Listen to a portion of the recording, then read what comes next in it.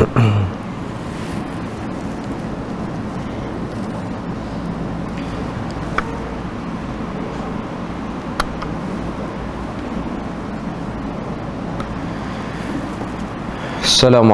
warahmatullahi wabarakatuh. Innal hamdalillah nahmaduhu wa nasta'inuhu wa nastahdihi wa nastaghfiruh wa na'udzu billahi min shururi anfusina wa min sayyiati a'malina. Man yahdihillahu fala mudilla lahu wa man yudlilhu fala hadiya lahu. أشهد أن لا إله إلا الله وحده لا شريك له وأشهد أن محمدا عبده ورسوله يا أيها الذين آمنوا اتقوا الله وقولوا قولا سديدا يصلح لكم أعمالكم ويغفر لكم ذنوبكم ومن يطع الله ورسوله فقد فاز فوزا عظيما. الحمد لله الذي بنعمته تتم الصالحات. ربنا آتنا من لدنك رحمة وهيئ لنا من أمرنا رشدا.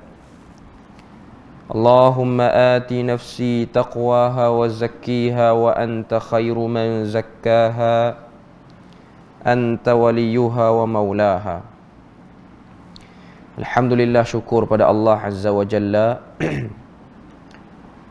kerana dengan rahmat dan juga limpah kurnia yang Allah berikan, dapat kita sama-sama pada pagi yang mulia ni menyambung lagi perbahasan kita daripada amalan-amalan yang dianggap sunnah dalam masyarakat.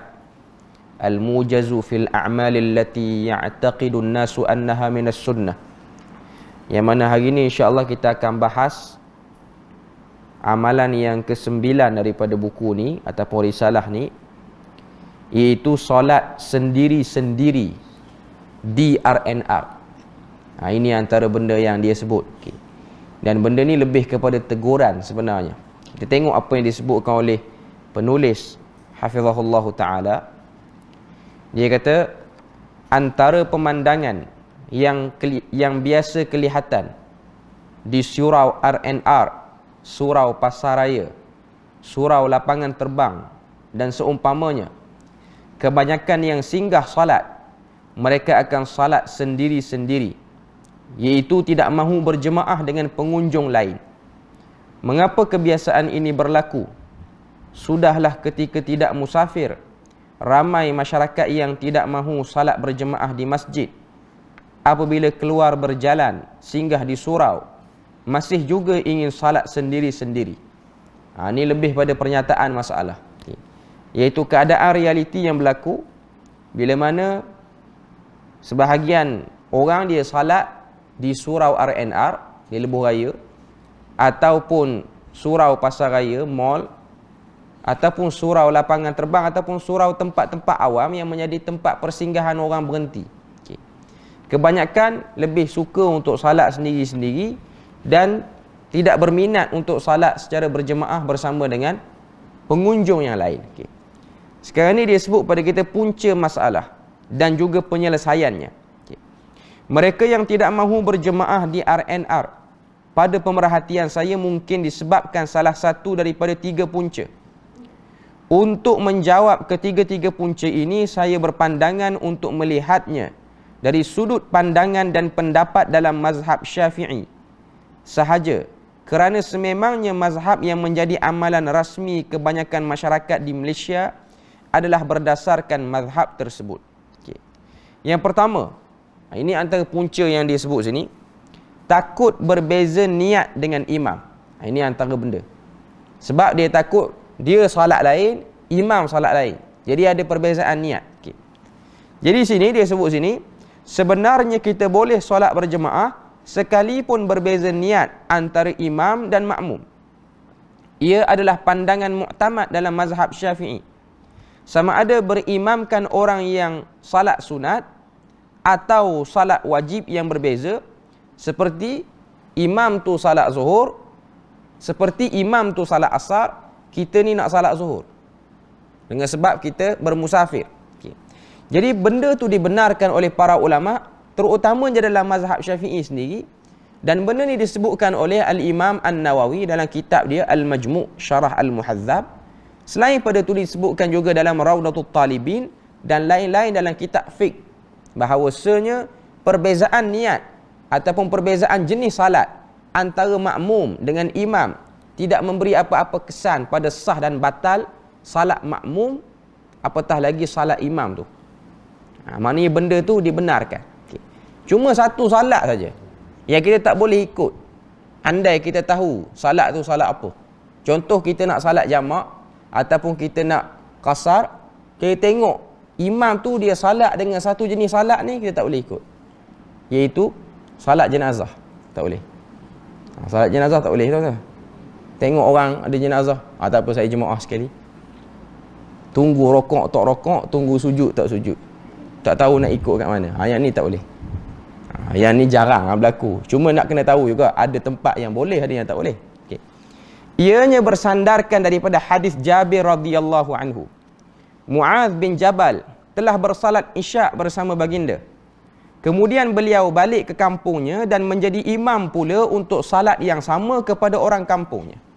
Ini perbuatan Jabir bin Abdullah. Okay.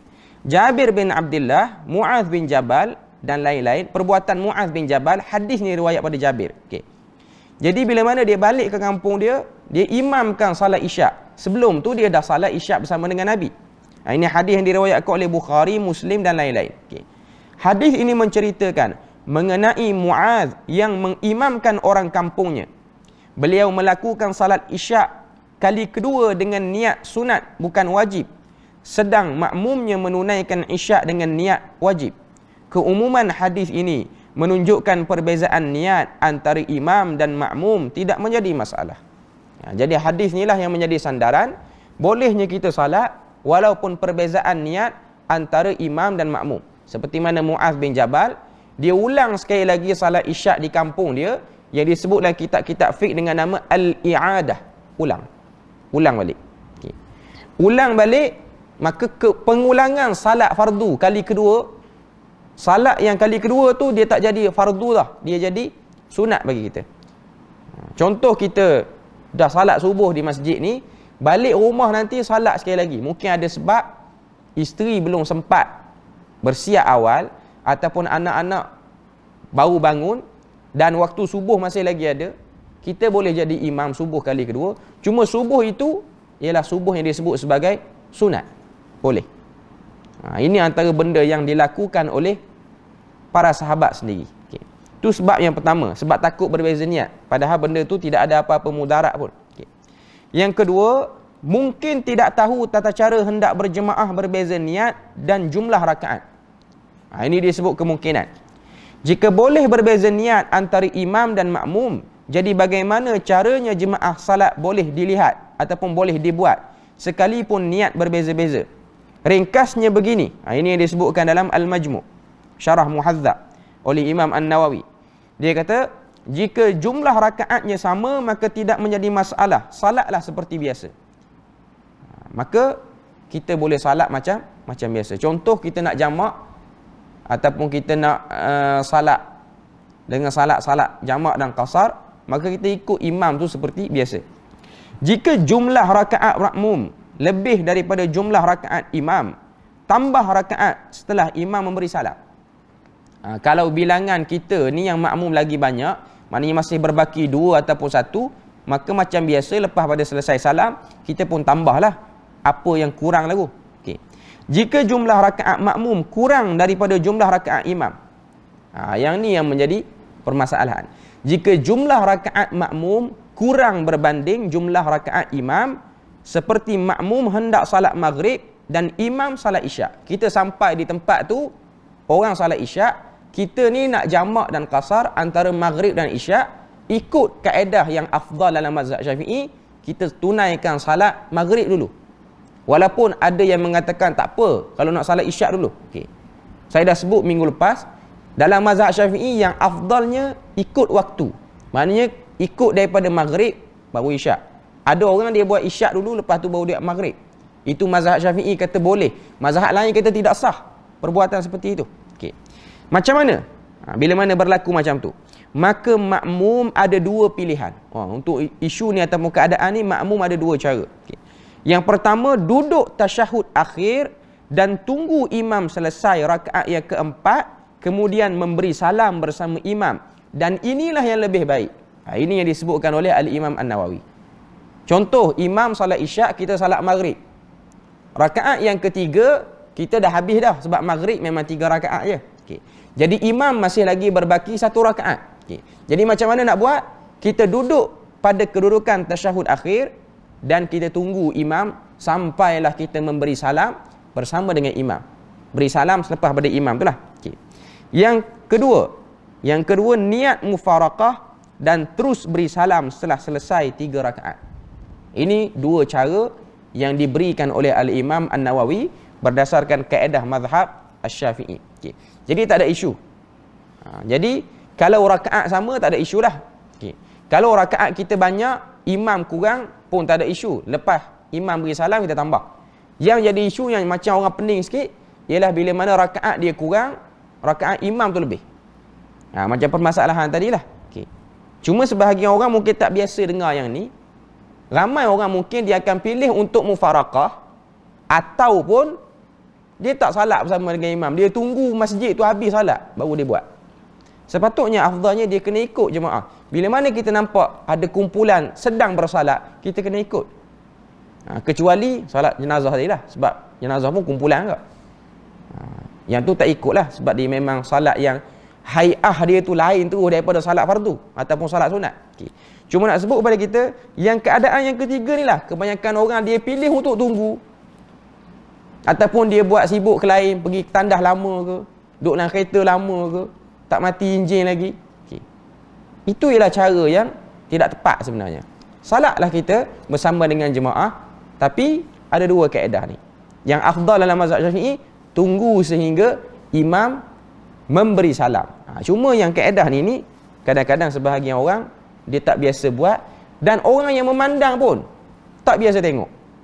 Dia tu tak biasa buat. Yang sedang solat sekali, andai kata ahli qaryah masjid, dia ni apa hal duduk tahiyat lama sangat? Orang tengok lain. Tapi itulah yang afdal. Sebab tak biasa. Sebab kita telah ambil option yang ketiga, tak disebut dalam mazhab pun, iaitu tak semayang langsung dengan jemaah tu. Itu mazhab kita sendiri. Kita tunggu habis, kita buat grup kita. Sebab tak tahu. Nak tanya orang pun tak ada orang nak tanya, nak cari kitab pun tak ada bawa kitab dalam kereta. Jadi pilih yang tu. Tapi yang tepatnya, bila mana ada jemaah yang sedang salat, kita kena ikut.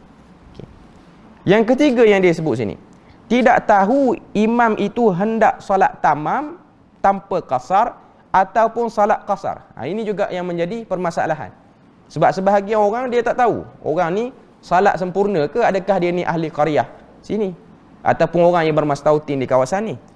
Sini kita tengok, kita hendak mengqasarkan salat dan imam salat tamam, atau kita tidak tahu imam hendak salat qasar ataupun tamam. Maka ringkasnya begini. Pertama, jika kita tahu atau ada kebarangkalian tinggi yang imam salat tamam, maka kita wajib untuk salat tamam sekalipun kita hanya sempat tasyahud akhir bersamanya. Hal ini berdasarkan umum hadis Nabi sallallahu alaihi wasallam, innama ju'ilal imamu liyutamma bihi. Sesungguhnya dijadikan imam itu untuk diikuti. Ini hadis riwayat Bukhari. Dan sabda Nabi lagi, fama adraktum fasallu wama fatakum faatimu. Apa yang kamu sempat maka salatlah bersamanya, dan apa yang terlepas maka sempurnakanlah. Macam mana isu ni? Iaitu kita nak salat jamak dan qasar, kita nak buat jamak takdim dalam waktu zuhur. Sampai masjid, orang pun azan, orang pun salat zuhur. Confirm kita tahu imam tu salat tamam. Ataupun kita tak pasti. Bila mana dia salat 4, kita kena salat 4. Jadi jamak kita hari tu, jamak tanpa qasar. Habis orang salat zuhur 4, kita pun buat salat asar 4 juga. Kita jamak dengan komplit tanpa qasar. Jadi itu cara yang disebutkan di sini. Melainkan tidak ada jemaah, kita buat kita saja. Jemaah yang memang bermusafir tak ada masalah. Tapi kalau kita salat dengan orang yang tamam, itulah cara dia. Hal ini juga kerana hukum asal salat ialah tamam. Qasar dibenarkan dengan syarat-syarat tertentu. Dan jika syarat tidak dipenuhi, maka kembalilah kepada hukum asal. Sebab syarat tak dipenuhi, sebab apa? Imam orang mastautin, kita orang musafir. Bila mana orang tu dah dikedepankan untuk jadi imam, kita kena ikut dia lah. Sebab memang hadis Nabi kata, innama ju'ilal imamu liyutamma bihi. Sesungguhnya dijadikan imam itu untuk kita ikut dia. Untuk kita ikut dia. Jadi kita kena hormat orang yang salat tamam, kita salat dengan tamam. Mungkin sebahagian orang rasa macam, aku memang niat nak dua. Leceh orang macam ni. Tiba-tiba jadi 4. Elok dah.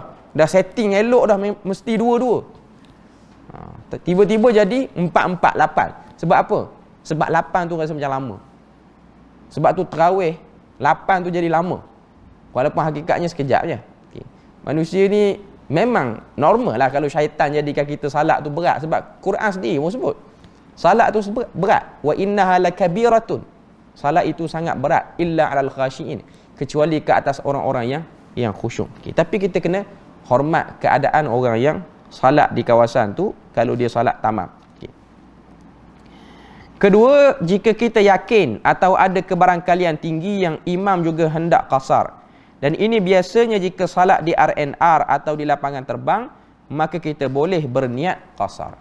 Kalau benda tu berlaku di masjid, surau, di kawasan orang berhenti, RNR, surau lapangan terbang, maka umumnya kebarangkalian tinggi untuk semua orang yang salat situ ialah dalam keadaan jamak dan qasar, dengan sebab ghalibnya kawasan tu ialah kawasan orang bermusafir. Orang berhenti kerana bermusafir ataupun orang duduk situ kerana untuk bermusafir. Hal ini kerana zahir dan kebiasaannya orang yang bersalat di tempat-tempat sebegini adalah musafir. Namun jika didapati setelah itu imam salat tamam, maka makmum mesti mengikut imam. Niat qasar itu ditukar daripada qasar kepada tamam. Maknanya bila mana kita perasan imam tu di RNR ataupun di mana-mana tempat salat-salat di tempat yang kita tak pasti, kalau dia buat 4, maknanya dia buat tamam. Okay. Maka pada waktu tu kita yang dah sedia niat qasar, kita tukar kepada niat tamam balik. Maknanya kita ikut je lah imam tu. Yang bab niat tukar ni pun sebahagian orang dia jadi pening, macam mana nak tukar niat? Tukar niat ni tukar je lah. Dia tak perlu kena lafaz baru balik, tak perlu. Dia hanya satu lintasan hati. Dia antara banyak masalah yang orang tanya saya ialah macam mana nak niat. Sebab dia belajar dalam buku-buku salat jamak dan qasar, mungkin dia beli mana-mana tempat, mana-mana kedai buku, dia ada himpunan niat jamak dan qasar panjang. Okay. Dan saya sendiri pun tak pernah ingat dan tak pernah hafal lafaz niat jamak dan qasar tu sendiri. Sebab ia hanyalah berkait dengan lintasan saja. Hatta niat salat fardu kita semua ni pun tidak diwajibkan dengan kita merungkaikan kalimah tu. Macam yang kita belajar zaman sekolah dulu. Usalli salat as-subhi raka'ataini ma'muman. Itu ialah panduan. Okay.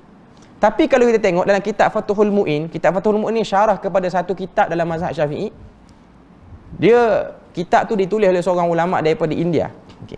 Apa yang dia sebut clear lah. Dia kata lafaz-lafaz niat itu ditulis kerana ingin membantu orang-orang yang naqsul aqli au ma'tuh. Naqsul aqli ni maksudnya akal dia tu kurang. Dia tak gila lagi, tapi dia ada problem nak berniat. Contoh, orang autism. Autism ni dia ada waktu-waktu dia okey, dia tak okey. Tapi waktu okey tu dia kena salat lah. Okay. Orang macam ni dia kena ada satu ayat, kita kena bagi siap-siap, satu skrip untuk dia ingat dan dia hafal waktu dia nak berniat. Ada pun kita yang tidak autism, yang tak gila, yang elok ni, tidak ada masalah untuk kita berniat. Maknanya tidak akan berlaku keadaan kita mari subuh pagi ni kita tertukar dengan isyak semalam. Tak berlaku. Tengah-tengah rakaat pertama subuh tadi, aku duk niat isyak ataupun duk niat solat air raya. Tak, dia tak berlaku. Bagi orang yang okey dia tak berlaku. Kalau orang tu memang ada masalah macam tu, dia memang tertukar. Dia salat subuh rupa-rupanya dia niat nak sembelih korban tadi. Maknanya benda tu boleh berlaku dan keadaan tu dibahaskan oleh para ulama. Yang macam ni dia kena lafaz. Sebelum dia angkat takbir tu dia kena lafaz. Kalau yang tak ada masalah, dia boleh tahu, dia beza. Dia sedar, dia sedang salat tu salat apa. maka tidak diberatkan bagi dia untuk dia melafazkan.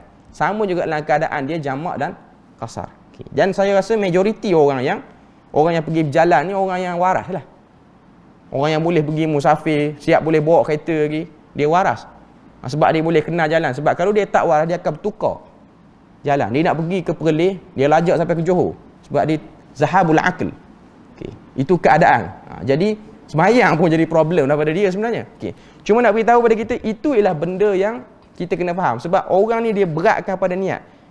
Antara sebab problem berniat itulah kadang-kadang sebahagian orang dia ambil kaedah malas sembahyang. Niat tu payah dah. Syaitan ni dia memang berkenan lah kalau orang pilih pilihan tu. Okay. Cuma nak sebut pada kita bahawasanya jangan tertipu pada rumitnya niat. Niat itu ialah satu benda yang disebut sebagai lintasan hati sahaja. Okay. Namun jika kita tidak tahu apakah niat imam, boleh juga ta'liq ataupun niat bersyarat. Niat berdasarkan niat imam. Contohnya begini, jika imam qasar, aku qasar. Jika imam tamam, maka aku salat tamam. Ini yang disebutkan dalam Al-Majmu' Syarah Muhadzab di sisi Al-Imam Asy-Syafi'i. Okay. Jadi nak sebut pada kita bahawasanya benda tu boleh dipanggil niat dengan kita ta'liqkan kepada imam. Kalau imam qasar, aku qasar. Kalau imam tamam, aku pun tamam. Yang ni kalau nak buat himpunan lafaz niat jadi letih. Niat lafaz ta'liq pula jadi. Tertukar dengan ta'liq nikah pula apa semua nanti. Ni benda yang kita kena faham. Niat inilah bagaimana satu orang tu sedar. Saya nak terjemah macam tu ialah kot. Niat ni maksudnya dia sedar, dia sedang buat apa. Itu maksud niat. Itu maksud orang yang berniat itu. Kesimpulannya, mestilah kita berusaha menuntut ilmu untuk menambah baik amalan ibadah seharian. Kerana dapat melakukannya. Kerana jika kita dapat melakukannya dengan sebaik mungkin, maka itulah yang terbaik dalam menunaikan ibadah. Okay. Jadi, bila mana kita tengok ataupun kita dah jelaskan benda ni, jelas bagi kita bahawasanya salat sendiri-sendiri di RNR ni lah benda yang tak bagus lah. Okay. Dan ada sebahagian orang, bila mana kita salat belakang dia berhenti, dia pergi salat kat lain. Kita dah duduk belakang dia, dah buat sah dah. Dia boleh paling tengok, ada orang, dia berhenti, dia salat kat lain. Dan ada sebahagian orang dia memang pilih dinding sebab dia tahu orang tak akan ada peluang buat sah dah belakang dia. Dia duduk dekat, rapat dengan dinding. Ini perbuatan yang tak sepatutnya lah. Okay. Maknanya bila mana kita bermusafir, kita kena berusaha untuk berjemaah. Okay. Sebab berjemaah dalam musafir ni dia ada kelebihan yang lain. Sebab tu dalam hadis riwayat Abu Daud, Nabi sebut tentang kelebihan pahala bagi orang yang dalam musafir, dia cantikkan wuduk dia. Sebab orang musafir ni dia letih. Berhenti RNR mata mengantuk. Ambil air semayang pun kadang-kadang lebih-lebih kurang saja. Okay. Jadi ini ialah bab-bab pahala yang Allah Ta'ala nak beri. Ada peluang kita boleh tambah pahala lebih, ataupun peluang tu ada tempat yang Tuhan nak beri limpahan rahmat dia lebih, maka kita ambil peluang tu. Okay. Seterusnya amalan yang ke-10. Okay. Amalan ni mungkin sebahagian orang kata benda ni orang dah bincang dah. Buat apa lagi nak cakap. Okay. Tapi kita hari ni nak sebut, bukan kita nak balas dengan orang, tapi kita nak bincang ni. Okay. Iaitu menambah lafaz Sayyidina dalam tahiyat akhir. Walaupun orang rasa macam, benda ni orang bincang lama dah. Tapi kita baca apa yang disebutkan oleh penulis. Okay. Tengok apa yang disebut sini. Sebahagian masyarakat menganggap tambahan lafaz Sayyidina ataupun Sayyidina dalam selawat Ibrahimiyah ketika tahiyat akhir adalah perkara yang digalakkan. Sebahagian masyarakat pandang macam tu. Sebagai memuliakan dan meninggikan martabat Nabi. Dikatakan apa salahnya menambah lafaz tersebut, kerana penambahan itu menunjukkan lebih adab kepada Rasulullah sallallahu alaihi wasallam. Okey. Jadi itu yang disebutkan oleh penulis dulu. Okay. Adakah sunat yakni afdal dan diutamakan untuk ditambah perkataan Sayyidina? Lafaz Sayyidina bermaksud penghulu kami. Sememangnya Nabi itu seorang penghulu kepada umat manusia, anak Adam sekalian, sebagaimana sabda Nabi sallallahu alaihi wasallam, ana sayyidu waladi Adam yaumal qiyamah. Ini hadis riwayat Muslim. Iaitu Nabi pun dah sebut ana sayyidu waladi Adam yaumal qiyamah. Dan golongan yang membolehkan Sayyidina, iaitu para ulama yang kata boleh ni, dia akan guna dalil ni. Okay. Kita tengok pula seterusnya, apakah lafaz sebenar yang diajar oleh Nabi sallallahu alaihi wasallam berdasarkan hadis-hadis yang lain. Okay. Lafaz selawat Ibrahimiyah dalam salat yang diajar oleh baginda kepada para sahabat ialah lafaz selawat yang tidak ada perkataan Sayyidina. Itu yang kita kena setuju dulu dan kita kena tahu dulu. Yang Nabi ajar tidak ada. Okay. Lafaz tersebut ialah sebagaimana yang terdapat dalam pelbagai riwayat yang sahih. Maknanya banyak jalan, banyak syawahid. Syawahid ni maknanya ramai sahabat yang menyaksikan lafaz yang Nabi ajar ni ialah seperti itu. Antaranya Abu Mas'ud Al-Ansari. Dia kata, Bashir bin Sa'ad bertanya kepada Rasulullah bagaimana hendak berselawat kepada baginda dalam salat. Maka jawab baginda, ucapkanlah Allahumma salli ala Muhammad wa ala ali Muhammad kama sallaita ala Ibrahim wa ala ali Ibrahim wa barik ala Muhammad wa ala ali Muhammad kama barakta ala Ibrahim wa ala ali Ibrahim fil alamin innaka Hamidum Majid.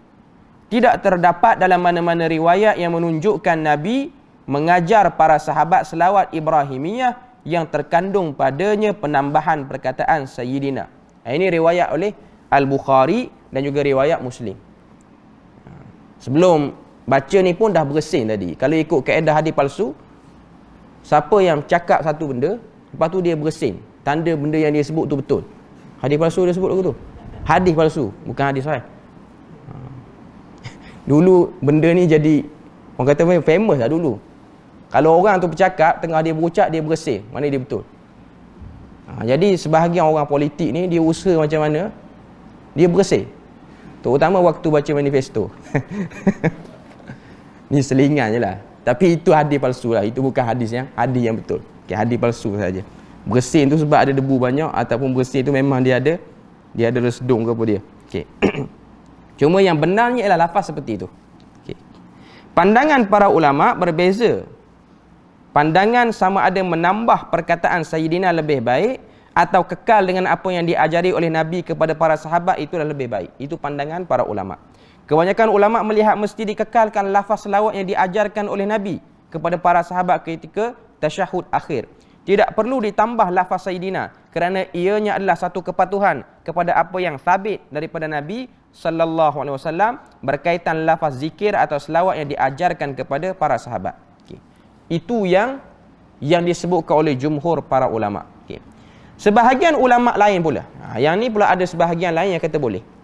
Antaranya ialah para ulama dalam mazhab Syafi'i. Siapa yang kata boleh tu? Al-Iz Abdissalam As-Sulami. Seterusnya Imam Ar-Ramli. Seterusnya Imam Al-Qalyubi. Dan selain pada itu ialah Ibn Abidin daripada mazhab Hanafi. Mereka melihat penambahan lafaz Sayyidina ketika tasyahud adalah suatu perkara yang digalakkan. Sebab tu kita tak boleh kata perbuatan ni bid'ah. Seperti mana bid'ah yang digambarkan dalam wajah yang begitu teruk. Sebab benda ni dipayungi oleh pandangan para ulama yang muktabar. Okay. Cuma kita bahas dari segi sejauh mana dia punya pandangan tu bersama ataupun tidak dengan jumhur ataupun mereka ni minoriti. Yang pasti pandangan inilah minoriti dan para ulama tidak mengeluarkan pandangan mereka ni sebagai pandangan yang buruk ataupun pandangan yang tertolak. Pandangan mereka dibilang sebagai pandangan yang diterima. Okay. Cuma dari segi rajih, maknanya yang tepat dan juga kurang tepat yang mana? Okay. Mereka semua tu yang kata boleh tu mengatakan penambahan kalimah Sayyidina dalam tahiyat akhir dilihat dari sudut adab terhadap Rasulullah sallallahu alaihi wasallam. Okay. Mereka berhujah dengan sebab itu ialah bab daripada ketinggian adab. Dikatakan juga meraihkan adab adalah lebih baik daripada mematuhi perintah. Ini yang disebutkan dalam Nihayatul Muhtaj oleh Imam Ar-Ramli. Dia kata mengedepankan adab lebih tinggi daripada mematuhi perintah. Sebab dia ada satu hadis ketika mana Abu Bakar As-Siddiq, orang tolak dia untuk jadi imam. Waktu tu Nabi dah sakit dah. Tapi Nabi tak sakit teruk sampai terbaring lagi. Cuma Nabi nak masuk ke dalam masjid waktu salat tu Nabi agak lambat. Okay. Dengan sebab lambat tu, sebahagian sahabat ni dah tolak Abu Bakar untuk pergi ke depan jadi imam. Okay. Bila mana Abu Bakar nak naik, tengok Nabi keluar. Bila mana Nabi keluar, Abu Bakar pun mengundur ke belakang. Nabi buat isyarat pergi ke depan, tapi dia tetap duduk belakang. Dari segi perbuatan Abu Bakar tu langgar perintah sebab Nabi dah perintah dia untuk pergi ke depan. Hakikatnya Nabi dah perintah, kamu pergi ke depan, isyarat. Sebahagian riwayat kata Nabi isyarat dengan tangan, sebahagian riwayat kata Nabi sebut dengan lidah, Nabi kata, taqaddam ya Aba Bakrin. Pergi ke depan kamu wahai Abu Bakar untuk jadi imam. Okey. Tapi dia duduk belakang. Zahirnya dia dah lawan perintah Nabi, zahirnya. Okey. Tapi apa yang dipahami oleh para ulama dan apa yang Abu Bakar buat itu ialah babul adab, bab berkenaan dengan adab. Dia letak ke belakang dan Nabi naik. Dan lepas daripada salat, Nabi tak kata, tengok Abu Bakar dia langgar perintah aku punya teruk. Nabi dia kata. Nabi benarkan. Jadi berhujah pada hadis itulah. Hadis tu kalau tak silap riwayat yang sahih juga. Okey. Dia berhujah daripada hadis itulah Izz Abdul Salam As-Sulami, Imam Ar-Ramli, mereka mengatakan selain pada tu Syekhul Islam Zakaria Al-Ansari dalam mazhab Syafi'i pun sebut benda yang sama, bahawasanya boleh untuk kita menambah lafaz Sayyidina pada tahiyat akhir. Itu yang dibahaskan oleh para ulama. Sebab tu kita tidaklah terlalu kata apa, sempit sangat dalam bab ni, supaya kita nampak di mana para ulama yang membolehkan tu dia keluar atas dasar apa. Dan yang kata tak boleh pun atas nama taat dan mematuhi perintah Nabi sallallahu alaihi wasallam. Okey. Kesimpulan dan pandangan yang disebutkan sini. Dia letak lebih kurang 5 kesimpulan.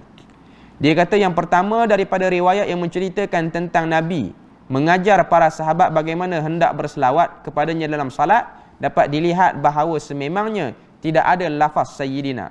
Justru itu, kebanyakan ulama berpandangan tidak perlu ditambah lafaz Sayyidina kerana mesti menunaikan apa yang diajarkan oleh Nabi tanpa penambahan maupun pengurangan. Yang kedua, sementara para ulama yang melihat penambahan lafaz tersebut pula mengatakan ianya daripada sudut adab kita kepada Nabi sebagai memuliakan baginda. Itu yang kedua. Dalam masalah lain, penulis secara peribadi cenderung kepada pandangan jumhur yang berpandangan adalah lebih utama tidak ditambah lafaz Sayyidina dalam selawat Ibrahimiyah dalam salat. Adapun di luar salat, wallahu a'lam, ianya tidak menjadi masalah. Okay. Jadi pandangan penulis dia kata dalam salat tak perlu tambah, tapi kalau nak bercakap saja-saja ataupun dalam ucapan, benda tu dibenarkan ataupun benda tu dibolehkan. Bahkan sememangnya menjadi satu adab dan cara memuliakan baginda, kerana sememangnya baginda adalah penghulu kita semua. Maknanya kalau kita berucap, cakap saja-saja nak sebut, maka kalau kita nak letak Sayyidina pun benda tak jadi masalah. Tapi dalam salat dia memang dah ada satu garis panduan yang Nabi letakkan. Okay. Kesimpulan yang keempat, adapun dalam salat sebaiknya tidak ditambah kerana salat adalah ibadah khusus, zikir dan bacaan dalamnya juga diajar secara terperinci oleh baginda. Jadi kita mestilah berusaha mengikuti sebagaimana yang diajar oleh baginda sallallahu alaihi wasallam. Sebab itu keadaan yang kita kena tahu. Sebab kalau tengok, kita patuh kepada Nabi dengan sebab Nabi dah tunjukkan benda tu. Kita patuh kepada Nabi dengan sebab Nabi. Dan para sahabat pun begitulah pendirian dia. Sebab tu kalau tengok, saya nak bagi contoh je. Abu Hurairah ni seorang sahabat Nabi yang riwayat hadis banyak. Antara hadis yang dia riwayat ialah hadis berkenaan dengan jilatan anjing.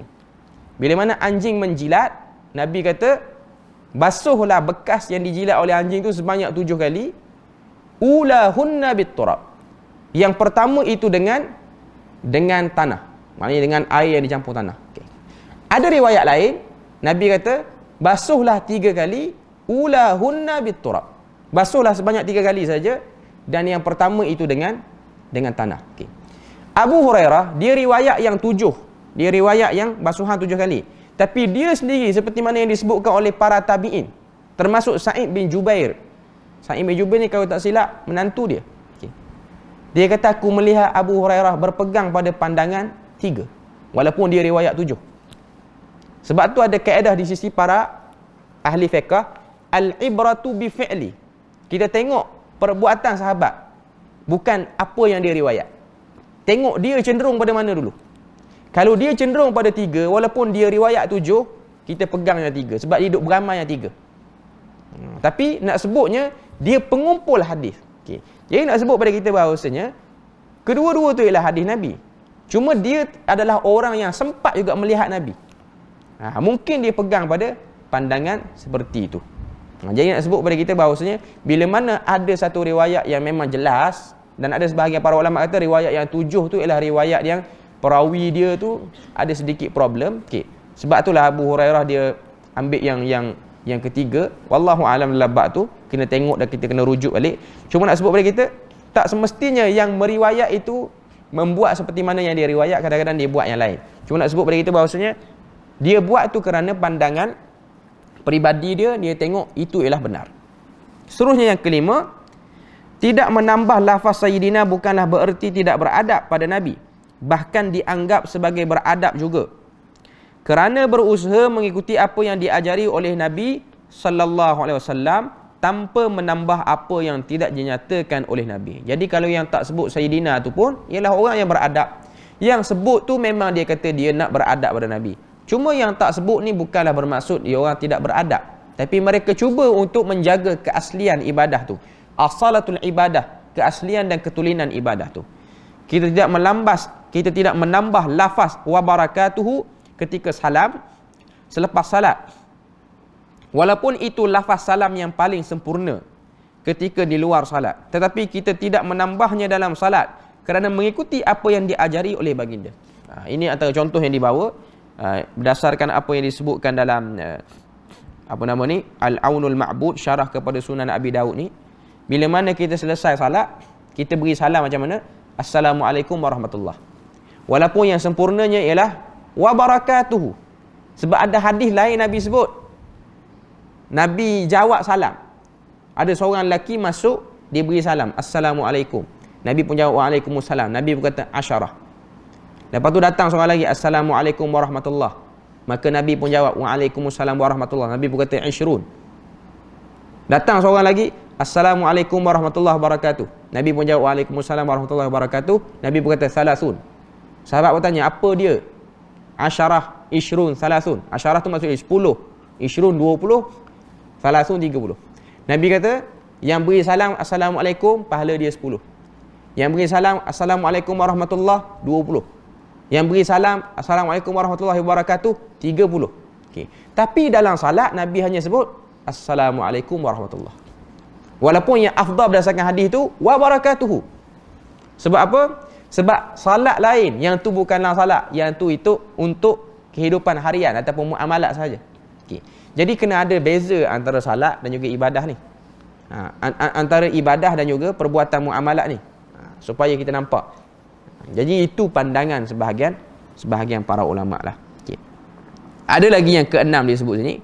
Namun demikian, perselisihan ini tidaklah sampai kepada kita membida'ahkan mereka yang telah menambah lafaz Sayyidina itu, kerana mereka melakukannya dengan tujuan memuliakan dan beradab ketika menyebut nama Allah. Ketika menyebut nama Allah. Jadi tak tepatlah kalau sebahagian orang dia cuba panaskan isu ni. Macam sebahagian orang dia kata benda ni tak. Kita kena tahu benda ni telah dikeluarkan oleh para ulama di atas ijtihad dia orang. Dan mereka melihat boleh dengan sebab adab, taqdimul adab. Berdasarkan hadis Abu Bakar tadilah. Hadis Abu Bakar tidak menjadi imam tu, walaupun telah diarahkan oleh Nabi dengan sebab babul adab wa takrimatun Nabi, dan juga memuliakan an-Nabi sallallahu alaihi wasallam. Jadi rasanya kita berpada situ ialah sebab perbahasan lepas pada ni dia agak panjang sikit, kita tak sempat nak bahas panjang-panjang. Okey. Subhanakallahumma wa bihamdik, asyhadu an la ilaha illa anta wa astaghfiruka wa atubu ilaik. Wassalamualaikum warahmatullahi wabarakatuh.